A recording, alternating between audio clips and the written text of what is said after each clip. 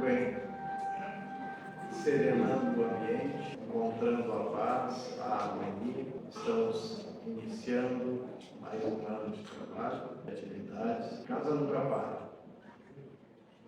Cada um faz o seu retiro necessário e continuamos aqui trabalhando na casa de São Pedro. Sejam sempre todos bem-vindos, todos aqueles irmãos que a gente está acostumado a enxergar e ver todos sábados, aqueles que faziam um tempinho que a gente não via, que aparece.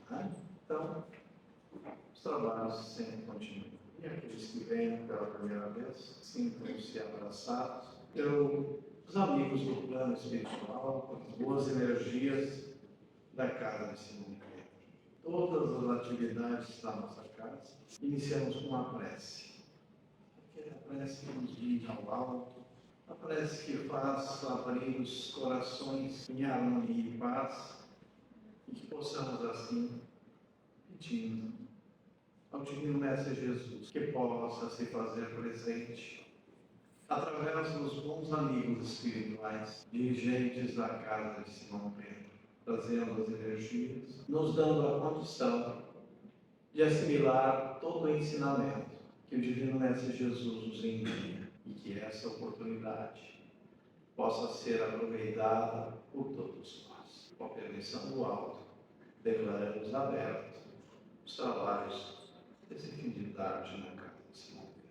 Nós, como eu disse, os trabalhos aqui não param, as atividades continuam, e nós preparamos sempre os trabalhos que vão acontecer no decorrer dos anos, do ano. Nós já, fim do ano, sentamos, fizemos a nossa agenda 2026 e cada departamento vai desenvolvendo o seu trabalho. E aqui, presente sempre, e não poderia ser diferente, na casa de Simão Pedro, foi a razão de ter começado a Simão Pedro a evangelização. É o trabalho com as crianças, o primeiro lugar, o primeiro que começou foi este trabalho, que eu lembro do tempo das fitas gravadas, uma entrevista, eu não sei mais o nome daquele senhor amigo do Alfeu, entrevistando o senhor Adelino, e ele, conversando com Pedro Carlos de Oliveira, teve um sonho onde dizia que tinha uma árvore muito frondosa que estava cheia de pássaros pequenos e que na volta existiam muitos pássaros maiores que não conseguiam sentar. Sobrevoavam, mas não sobrava espaço, porque os pequenos ocupavam esse espaço. Ele e o seu Pedro, não sei dizer qual é a ordem, e quem disse isso é um chamamento, é um alerta para nós. Ele chamava o pai de irmão Adelino. Irmão Adelino, isso é uma mensagem, um chamamento. Nós estamos trabalhando com as crianças e faz necessário que abrimos espaços para os adultos. E aí começou o trabalho ser efetivado com os adultos. Palestra, e aí sim os desenvolvimentos de estudo, porque antes era estudo somente para endereçar as crianças.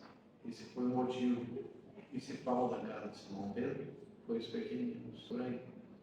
Começou, pode até não acreditar, mas eu também já fui pequenininho. Em 1957 ainda não tinha, claro que não é verdade, meu pai é testemunho. Em 1957 ele não tinha 4 anos, ia fazer 4 anos, estava sendo fundada Simão Pedro. E aí o senhor Adelino trazia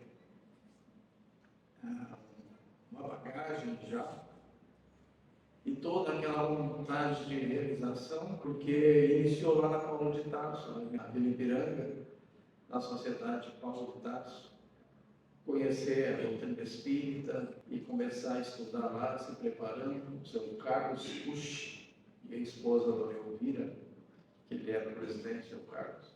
E quando veio para Alvorada, ficaria muito contramão, porque ele não tinha carro, naquela época poucos tinham um automóvel, na base do ônibus, e poucos ônibus ainda aqui.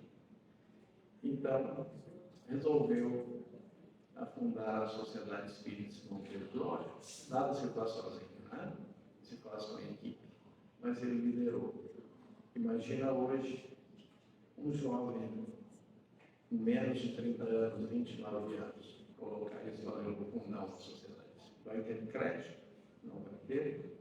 E fez. Iniciou. Hoje está aqui. Quase 70 anos, assim, deste trabalho maravilhoso de divulgação da doutrina. E hoje nós temos ali um casal de companheiros da casa, como é que João, só a mim, vem falar sobre este trabalho maravilhoso. Isso aqui encanta os companheiros e encantou a mim. E ela é uma das colaboradoras da evangelização e vai falar um pouco. Boa noite a todos.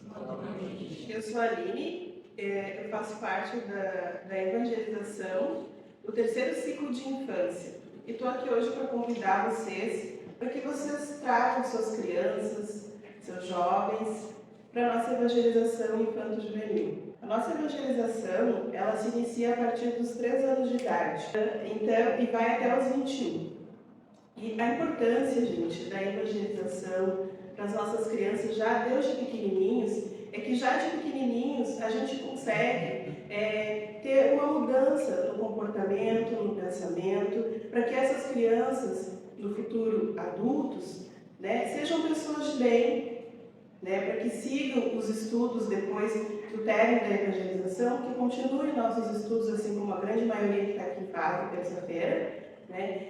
E falar para vocês que o nosso estudo da evangelização é todo baseado dentro do Evangelho segundo o Espiritismo. Cada criança da nossa idade vai ter o trabalho, o ensinamento, para o entendimento de cada um, né? Então, quer dizer que a criança que entrar a partir dos 3 anos no maternal, ele vai ter todo o ensinamento do Cristo, né? Mas para a idade dele, tudo dentro da didática de cada idade, né? Para que todos eles consigam aprender a entender um pouco que o Cristo trouxe para nós, né? O que todos nós hoje tentamos estudar e entender, para que possamos seguir no caminho do bem, para que sejamos homens de bem. Então, como disse Allan Kardec no livro do Evangelho segundo o Espiritismo, Jesus nos deixou, né?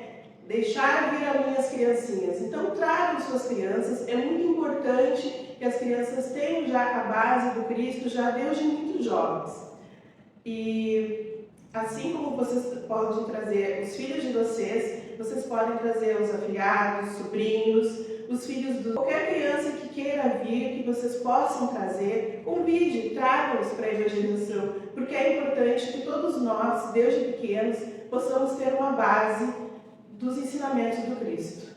A nossa evangelização retorna dia 14 de março, das 16 horas às 15h30, todos os sábados. Desculpa, 17h30. Estou nervosa. Obrigada, gente. Boa palestra. Muito bem, foi dado o recado sobre a evangelização, né? E junto no mesmo horário da evangelização, temos um departamento de assuntos da família. Então, ele traz as crianças aqui, os jovens, e pode ficar nesse grupo que tem ali, que é muito importante também, onde a gente pode interagir, a gente pode conversar, enquanto as crianças e os jovens estão lá no grupo de evangelização. Então, é isso. E nas terças-feiras, nós começamos em março também, Lorena? Dia 3. 3 de março, nós começamos o estudo. Então, aqueles que ainda não estão estudando a doutrina, vieram aqui no sábado e estão gostando da palestra, querem estudar, se aprofundar um pouco mais, venham nas terças-feiras, às 19 horas, a gente já está por aí, para a gente começar a estudar. Então, fica o convite para todos. E agora, nós vamos ouvir o Breno, que vai nos trazer um capítulo muito importante, né? Sempre foi importante para os nossos dias, né? Vai falar hoje. Queridos irmãos, boa noite a todos. Boa noite. Jesus nos abençoe. O capítulo de hoje, o capítulo 22, não separei o que Deus juntou, e é um capítulo bastante significativo, como todos os 28 capítulos que compõem o Evangelho são, mas este tem algumas particularidades. A primeira delas é o capítulo mais curto do Evangelho, só tem 5 itens. capítulo de pequenas dimensões, ele não deixa de ser extremamente importante, porque ali Kardec, neste capítulo, irá elaborar alguns ensinamentos relacionados com o casamento, a união estável e o divórcio. Nós vamos ver ao longo desses momentos que vamos passar por aqui, a qualidade do termo. Então a gente vai procurar relacionar algumas questões lá do Livro dos Espíritos, da Gênesis e do próprio Evangelho com relação a este capítulo. Bom, o capítulo é: não separeis o que Deus juntou. A gente pode iniciar analisando o título. Não separeis o que Deus juntou. Então, aquilo que Deus não juntou pode separar. Não pode separar é aquilo que Deus juntou. E o que está subentendido aí entre aquilo que Deus junta e aquilo que não junta? Está se falando da lei do amor. Ou seja, quando o casamento se fundamenta em em amorosidade, um sentimento profundo, efetivamente ele não separou, não deveria separar. Lá no item 5 deste capítulo, quando fala sobre o divórcio, Kardec vai lembrar, não é uma frase lá do Cristo dizendo assim, nós nos separamos pela dureza dos nossos corações, pelas nossas dificuldades. Às vezes, nós somos pessoas difíceis, Então, nós vamos perceber aí que também um outro fato que fica subentendido, que são os formatos familiares, os novos formatos familiares que vêm se estabelecendo ao longo do tempo. Porque se a gente for ver algumas décadas atrás, nós vamos observar que tinha aquela família que era formal, formada por papai, mamãe e filhos. Era a família formal. Hoje essa família formal corresponde a 70% das famílias. E daí começa a surgir, nas últimas décadas, os novos formatos familiares. O que são os novos formatos familiares? São aquelas famílias formadas a partir da separação do casal, cada um vai para um lado, uns levam os filhos juntos, vão formar novos casamentos, novas conjugalidades. E aí vem então filhos de um casamento, junta com um de outro, ou tem filhos próprios. Esse é o novo formato. O novo formato, de acordo com o IBGE, por exemplo, 12% dos lares no Brasil são formados tendo como chefe da família a mulher. Isso é um novo formato. 4% de todos os casamentos ou todas as uniões que ocorrem no país são formados por pessoas do mesmo sexo. Isso também é um novo formato. Então, nas últimas décadas, tem alterado significativamente aquele casamento formal, a família formal, ela vem se modificando, né? E é próprio dos tempos em que nós estamos vivendo. Porque o que ocorria algumas décadas atrás? Tinha uma fase, os mais novos nem vão saber o que eu estou falando aqui, mas tinha uma fase de namoro, depois noivava, depois casava e depois tinha os filhos. E nas últimas décadas vem os filhos. As pessoas vivem juntos, se der certo até são capazes de casar. Né? Isso é novo formato. Então são modificações que ocorrem na vivência em conjugalidade. E nós observamos assim que essa família mais formal e antiga se mantém em alguma percentagem hoje, vem com aquele momento do conhecimento, que é o do namoro, do noivado, as pessoas vão se conhecer. E aí tem algumas características interessantes. Né? Nessa fase do namoro, do conhecimento, é uma fase importante. E normalmente assim, a gente vê a diferença entre essa fase do conhecimento e aquela fase mais adiante do casamento. Então essa fase do conhecimento, do namoro, desses aspectos, é uma fase assim que a gente faz algumas observações. Por exemplo, tem uma lei da física que diz assim, dois corpos não podem ocupar o mesmo espaço ao mesmo tempo. É uma lei da física. Dois corpos não podem ocupar o mesmo espaço ao mesmo tempo, a não ser que sejam namorados. Quando são namorados, eles ficam bem juntinhos. A gente olha ali e diz, não, lá é uma pessoa só, não, é duas, não. E daí a gente vê que são duas, porque são namorados, são pertinhos. Claro que depois que casa, se afasta um pouco, né? Fica ali naquela fila indiana, fica assim um pouco mais afastado. Mas é uma fase importante. Nesta fase do namoro também, a gente vê algo diferente entre namoro e depois de casar. Porque o presente que se dá, por exemplo, nessa fase do namoro, é o presente individual. É o perfume, a joia, a roupa.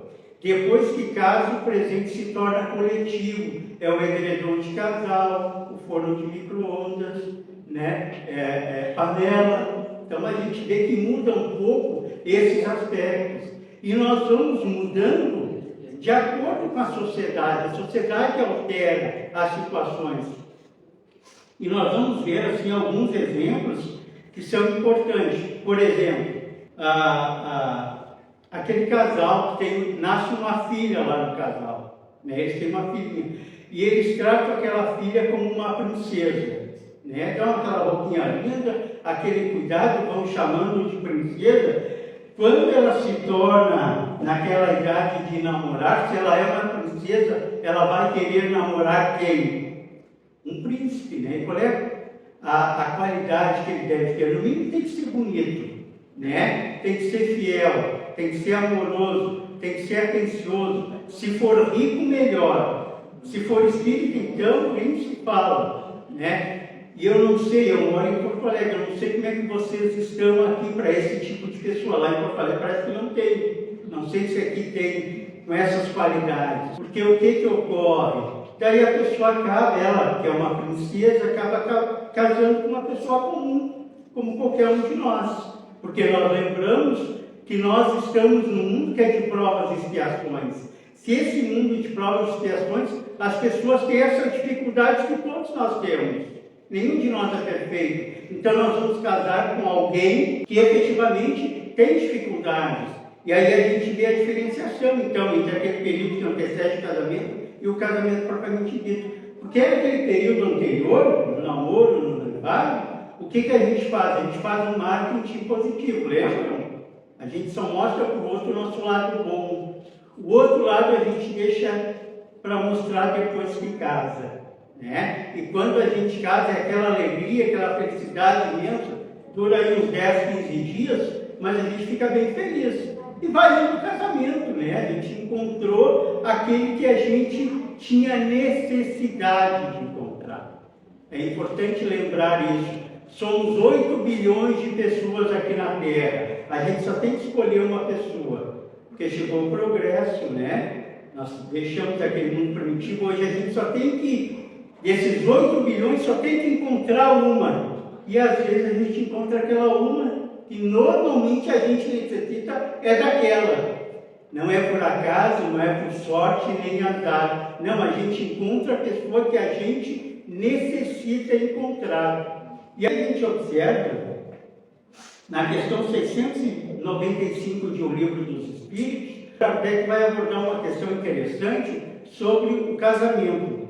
Vai dizer assim, o casamento possibilita a evolução da sociedade humana? O casamento é bom para a evolução da sociedade humana? E o que é que os Espíritos respondem? Que sim, né? O casamento é uma marcha do progresso da humanidade, oportunizando a solidariedade fraterna. Nós formamos as nossas famílias, informando as nossas famílias neste contexto.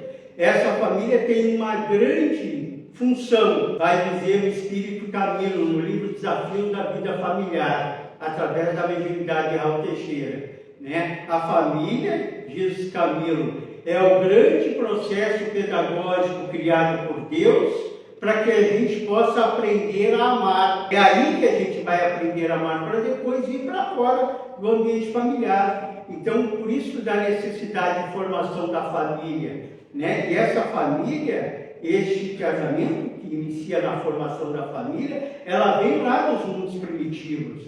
Porque até 12 mil anos atrás, aproximadamente, no período que em história se chama de Neolítico, o que ocorria antes desse período? As pessoas viviam como se fossem animais, viviam sendo nômades e coletores. Então não tinha um local estabelecido onde morar. No momento em que é criada algumas condições, especialmente a agricultura, as pessoas moram em determinado local, criam a sua casa e a partir dali começa a se formar a família primitiva, que é importante para a evolução do espírito. Então, aí é um marco significativo na evolução da criatura humana. E esse marco inicial lá adiante, o Cristo, quando chega aqui entre nós, ele vem modificar positivamente este ambiente familiar, porque até então a família era patriarcal, ou seja, o homem tinha todos os direitos e a mulher estava num local bem secundário, junto com os animais e os escravos. O Cristo veio sobremaneira elevar o elemento feminino, dar importância à mulher na sociedade humana, né? Nos séculos seguintes, que foi a Idade Média, um período bastante difícil, né, para as famílias. Mas aí começa a vir, né, o desenvolvimento a partir do século XV, XVI, XVII, XVIII, e aí ela começa a se transformar. No século XIX, quando Kardec está codificando a doutrina espírita, na Europa ocorre algo bastante importante chamado Revolução Industrial. Se criaram as fábricas. Então a família, que era praticamente toda ela, era uma família que vivia da terra, vivia da lavoura, né, vivia da plantação, elas vêm para a cidade e começam a se transformar. São assalariadas e a partir daí, né, a mulher também começa a trabalhar. Aqui no Brasil essa revolução ocorreu a partir do início do século XX, mas especialmente no século XX, nas décadas de 20, 30, 40 e 50. Há uma verdadeira revolução na sociedade humana, a mulher, né, indo para o ambiente de trabalho, começando a estudar, então isso revoluciona toda a sociedade humana. E um momento marcante dessa revolução foi em janeiro de 1959. Em janeiro de 1959, aparece na capa da revista Time, que é uma revista americana de circulação mundial, aquela figurinha que mudaria a sociedade humana de então. Né? Aparece ali a pílula anticoncepcional. A partir daquele momento, e a partir da década de 60 especialmente, a mulher podia, ou o casal, podia planejar o número de filhos. Então as famílias que normalmente eram famílias que tinham um número bastante elevado de filhos, começa a reduzir. Com isso, então, a mulher se emancipa. Aquela sociedade que é uma sociedade patriarcal deixa de ser. E há uma igualdade, não é, relativa entre o homem e a mulher, tanto nos seus direitos quanto nos seus deveres. E a gente nota bastante isso. E a partir daí, então, a gente começa a ver algumas mudanças que ocorrem em função dessas alterações a partir da década de 60. Por exemplo, até a década de 70 do século passado, 80% das separações, e não era nem de 70 para baixo, não era nem divórcio, era desquite, que o divórcio é de 1974. Então, a partir dessa década de 70 para baixo, 80% de todas as separações eram solicitadas pelo homem. E por que não pela mulher? Porque aqui no Brasil, ainda durante a década de 60, a sociedade ainda era patriarcal. Ou seja, o homem é que tinha um poder econômico, porque como a família era uma família constituída de muitos filhos, o homem saía para fora para trabalhar e a mulher ficava em casa cuidando das crianças. Quem tinha o poder econômico era o homem, por isso que ela não se separava. Né? Um outro motivo que fazia com que as mulheres não solicitassem a separação era a questão religiosa, porque a igreja dominante à época, que era a igreja católica, ela dizia assim, ó, se a mulher se separar, ela vai direto para o inferno, e elas acreditavam. Né? Então é melhor não se separar, melhor aturar aquele esposo daquela forma. Né? E um terceiro motivo que tinha para a mulher não solicitar a separação era que na sociedade da época havia um preconceito muito grande com relação à mulher que se separava. Havia preconceito social. Então, muitas vezes ela suportava, né, uma situação assim, bastante incômoda, para dizer o mínimo, e ficava com o marido. Aí, então, começou a haver essa verdadeira revolução na sociedade humana, e do Brasil a partir da década de 60, 70 para cá, se reduziu o número de filhos, a mulher se emancipou e houve uma vez essa revolução. Quando há uma revolução, tem aspectos negativos. O aspecto positivo, por exemplo, dessa revolução foi o fato de a mulher sair para fora para poder trabalhar, para poder estudar, né? Algo que é básico. Ela teve a oportunidade a partir daí de fazer. Mas algo que se perdeu muito em razão disso foi que a mulher, pela sua natureza, pela sua sensibilidade, ela é uma educadora por natureza. Ela é educadora, né? Então, o que ocorre? Se perdeu essa presença da mãe, da mulher em casa que educava. Então, se perdeu isso. Então, começou a se terceirizar o processo educacional a partir das creches, das escolinhas, a partir da televisão, que não é nenhuma educadora, mas a partir daí se começou a perceber isso. Existe uma pesquisa feita na década de 90, bastante interessante sobre o aspecto, entre aspas aqui, educacional da televisão. Diz assim, que do nascimento até os 3 anos de idade, a criança normalmente assiste por ano 2.000 horas de televisão.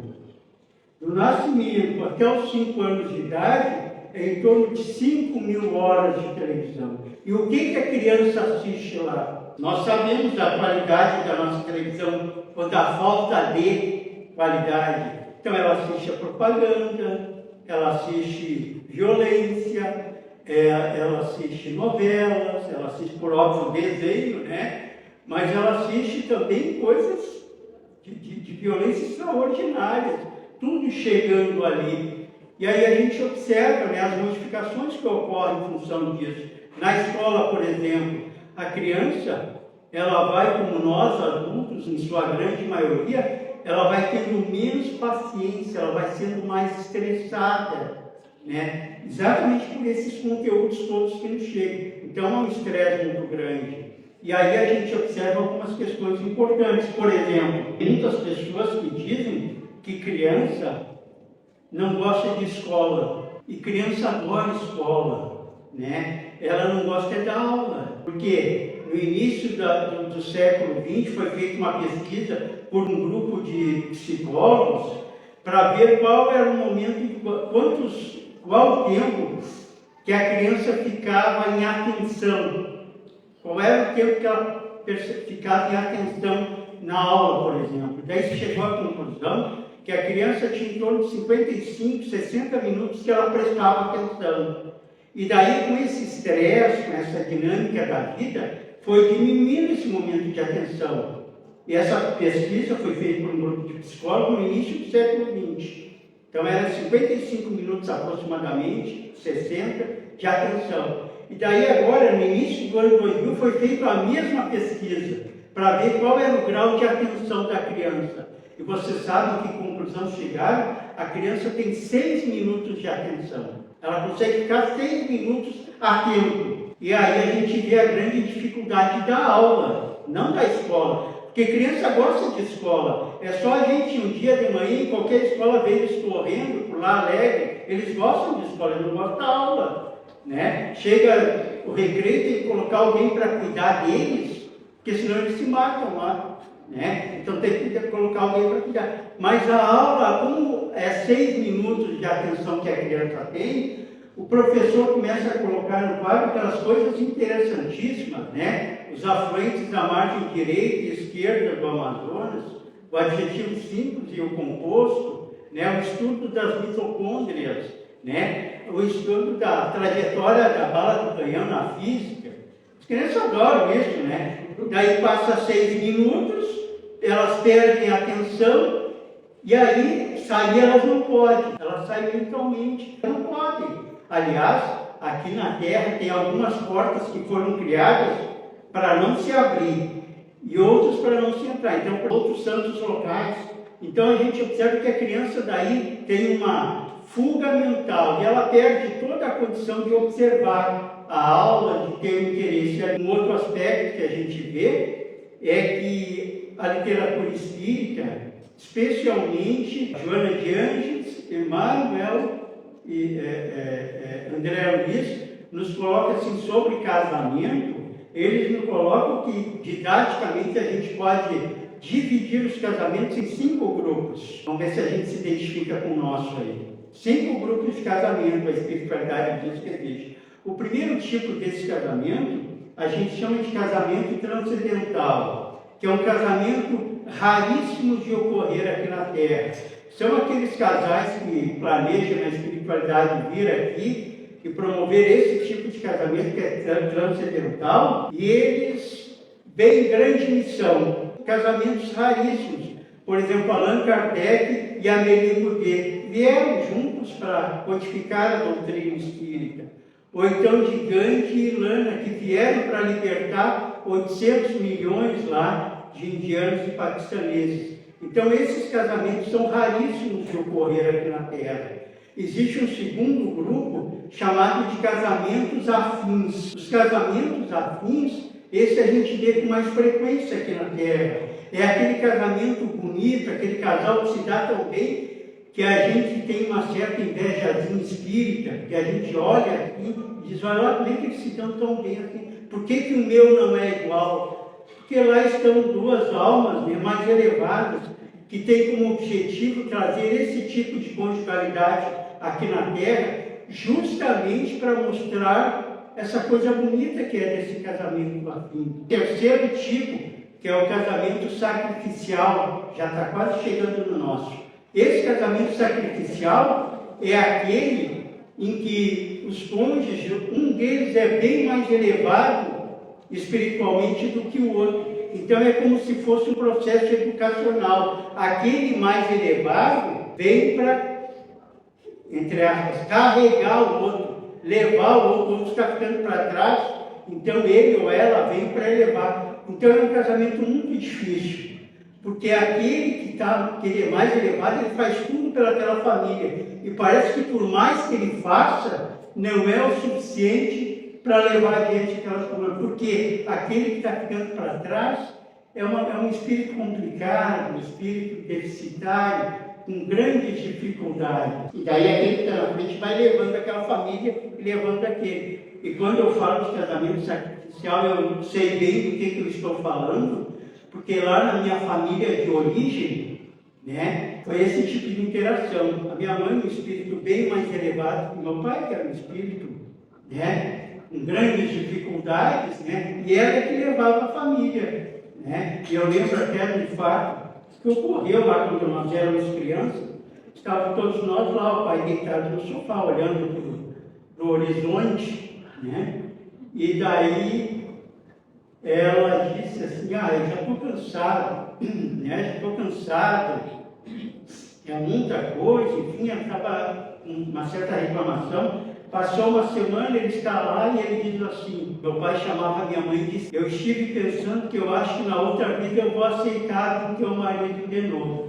E todos nós rimos, né? E ele não entendeu por que a gente estava rindo, quer dizer, ele não percebeu que ela é que carregava a consciência por dele, né? Ela que ia à frente. Então o casamento sacrificial sempre é um casamento difícil, porque exige o sacrifício do amor daquele que está na frente. Claro que nós que estamos aqui hoje, a gente tem que cuidar muito, muitas vezes a nossa companheira ou companheiro não está aqui, e a gente pensa que nós é que estamos lá na frente. Então a gente tem que ter cuidado, observar bem, às vezes não é, né? Então tem que ver quem é que está na frente, às vezes a gente pensa que é nosso, e pode não ser, né? Finalmente chegou no nosso tipo, que é o 4º tipo de casamento, que é o casamento provacional. Provavelmente o nosso seja esse. E o casamento provacional, ele tem uma grande característica, que é o reencontro de almas que já tiveram conjugalidade no passado. Então, é aquele reencontro de espíritos que já viveram uma conjugalidade no passado, né? Então, esse casamento provacional vai dizer à espiritualidade superior que corresponde a 80% dos nossos casamentos. 80% é esse casamento provacional. Então, qual é as características? A principal delas, então, é esse, é o reencontro do passado. E muitas vezes esse casamento provacional, ele se apresenta com alguns aspectos assim, bastante interessantes. Por exemplo, Como no passado, em muitos desses casamentos não respeito, não houve um com relação ao outro, né? Muitas vezes é comum a pessoa vir, um dos cônjuges, vir com grandes ciúmes. Ciúmes tem outras causas, mas uma das causas é que a pessoa lá no passado sofreu muito em presença do outro, foi desrespeitado em presença do outro. Daí hoje vem com insegurança. E a insegurança se traduz pelo ciúme, aquele ciúme exacerbado, aquele ciúme complicado. E às vezes o ciúme é tão grande que o outro percebe isso e trabalha com tranquilidade, porque ele sabe dentro dele que o responsável é ele próprio, ou ela, né? É responsável por isso, por questões lá do passado. E como a lei de Deus é uma lei de entendimento e de amor, o que vai ocorrer? Esse casal vem junto para se reajustar.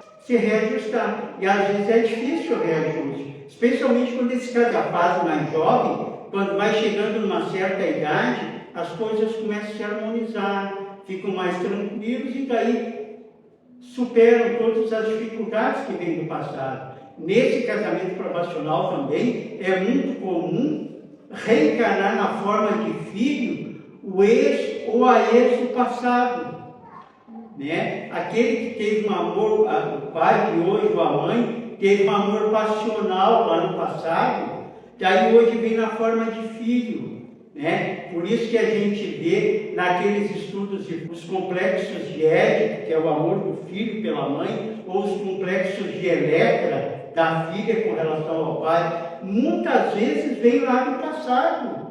Foi o ex lá do passado que está hoje na forma de filho. E por que está na forma de filho? Para tirar aquele amor que foi um amor passional, um amor doentio, e colocar naquele verdadeiro amor que nós que somos pais e mães, nós sabemos, né, o amor pelos nossos filhos. Então vem dessa forma, né? E uma outra característica, ou um exemplo que a gente dá desse complexo de Édipo ou de Electra, um dos meus irmãos, por exemplo, casou, né, e teve uma filhinha pequena.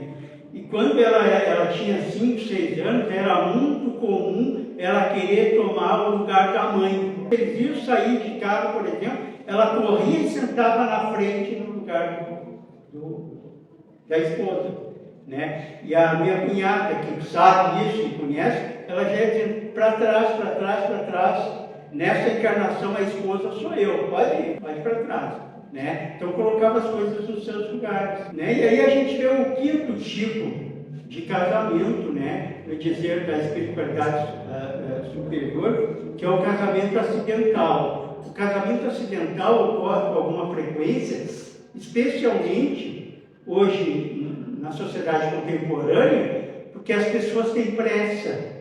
Tudo tem que ser rápido. Então eu conheci a pessoa ontem, amanhã eu já quero viver com ela, casar, enfim. Tudo é rápido, né? E às vezes essa pessoa que quer casar é aquela vez que já programou o casamento provacional, por exemplo. Mas daí ela conhece aquela outra e rapidinho, como especialmente os jovens, né? Tem pressa de tudo, rapidinho vão viver juntos, vão ter filhos. Esse é o casamento acidental, no dizer da espiritualidade superior. E esses casamentos, seja ele qual for, é feita uma pergunta para o espírito Teresa de Brito, através da mediunidade, né, de Raul Teixeira, no livro Vereda Familiar. É perguntado para a dona Teresa: quanto tempo irá durar o casamento? E ela diz assim, a duração do casamento está ligada ao motivo que levar ao casamento. E daí ela pergunta quais são os motivos que levam ao casamento. E daí ela elenca 5 motivos que levam ao casamento. Primeiro deles, né, é aquele casamento que ocorre quando um dos cônjuges tem grande desequilíbrio emocional. Pessoa que emocionalmente é muito instável. Quando encontra alguém com estabilidade, harmonia na emoção, ele se identifica e quer casar. Então aquela pessoa, por exemplo, né, que tem uma baixa autoestima. O que é autoestima? É aquilo quando a gente vai para frente do espelho, a gente vai se analisar não só a parte física, mas os aspectos psíquicos que nos compõem, e vai dizer assim, a pessoa com uma emoção plena ou harmônica, ela vai dizer, bom, eu não sou nem 100, eu não sou 0. estou ali pelos 50, está bem, né? A estima dela está boa. Mas tem pessoas que dizem assim, ó, eu sou a pior pessoa do mundo. Eu sou a pior pessoa do mundo, né? E nenhum de nós é a pior pessoa. Nós temos dificuldades, né? Mas não somos. Então essa pessoa tem um desequilíbrio na sua estima. Então quando ela encontra alguém que tem uma estima plena, ela vai querer casar. Quanto tempo vai durar esse casamento? Até essa que tem um desequilíbrio na sua emoção, harmonizar. No momento que ela harmoniza a emoção, se desfaz o casamento. Porque o motivo do casamento foi este. Tem um segundo motivo que faz as pessoas casarem, que é a questão econômica. Tem algumas pessoas, não aqui em Alvorada, mas em outras cidades eu sei que tem, que olha assim para lá e diz, olha lá ele lá, ó, cheio de dinheiro, com muitos bens, por que não? Ou ele diz para ela, né? Por que não? E daí a pessoa casa, né? Interesse material. E quanto tempo irá durar esse casamento? Irá durar o tempo suficiente para as pessoas equilibrarem economicamente, e daí só porque o motivo de casamento foi aquele. Há um terceiro tipo de motivo de casamento. Este, muito bem estudado pelo Espírito Emmanuel no livro Vida e Sexo, dá ali mais ou menos umas 3 páginas para esse terceiro motivo, que é aquele assim, ó, necessidade moral da criatura ter aquele tipo de pessoa junto dela.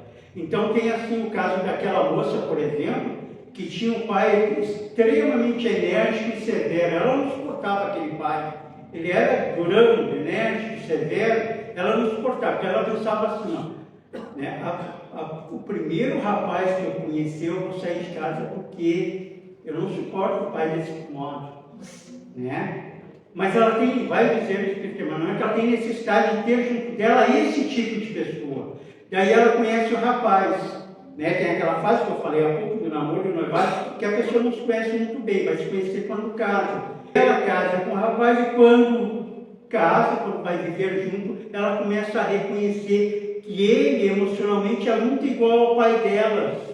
É bem igual. Eles têm um filhinho pequeno. Ela não suporta aquele esposo, separa, né? Leva o filho, começa a crescer e o filho emocionalmente é igual ao avô, que é igual ao pai, ou seja, não tem saída para ela. Ela necessita daquele tipo de pessoa. Tem um quarto tipo de motivo que leva ao casamento, que algumas pessoas dão importância, que é pela beleza. Tem pessoas que acham que beleza é fundamental, né? Então a pessoa está aqui e diz assim, olha lá que coisinha linda, ou que coisinho lindo, né? Olha que coisinha linda. Claro que com o tempo aquela coisinha se transforma numa coisa. O tempo faz isso com a gente, né? O tempo faz isso. E daí se desfaz o casamento, porque o motivo do casamento foi a beleza. Termina a beleza, termina o casamento. E tem o quinto tipo de casamento, que é o nosso. Esse é o nosso, com certeza. É quando a gente ama e esse alguém nos ama. A gente casa, né? Tem certeza que esse casamento vai dar certo e vai durar sempre? Certeza nenhuma. Como eu disse lá inicialmente, está lá nesse capítulo 22, no item 5, pela dureza dos nossos corações, pelas dificuldades que nós temos da convivência, pela muitas vezes infantilidade emocional experimentada por nós. Isso faz com que efetivamente o casamento não vá adiante, né?